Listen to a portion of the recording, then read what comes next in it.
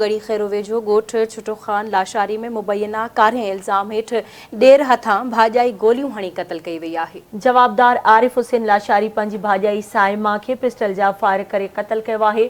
Police लाश पंहिंजी तहवील में वठी पोस्टमार्टम लाइ तालुके इस्पताल पहुचायो आहे। अफ़सोसनाक ख़बर अवां सां गड़ी खैरो वेझो गोठ छुटो खान लाशारी में मुबैना कारें इल्ज़ाम हेठ देर हथां भाॼाई गोलियूं हणी क़तल थी वई आहे। जवाबदार आरिफ हुसैन लाशारी पंहिंजी भाॼाई साइमा खे पिस्टल जा फायर करे क़तल करे छॾियो। पुलिस लाश पंहिंजी तहवील में वठी पोस्टमार्टम लाइ तालुके इस्पताल आंदो आहे।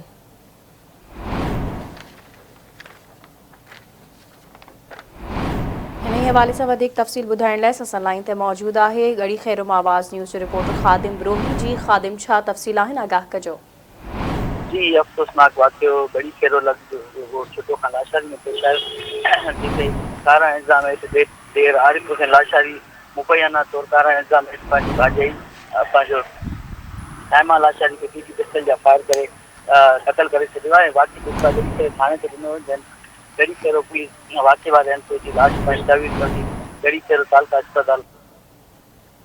ठीकु आहे, मुंहिंजी महिरबानी ख़ादिम अपडेट करण लाइ।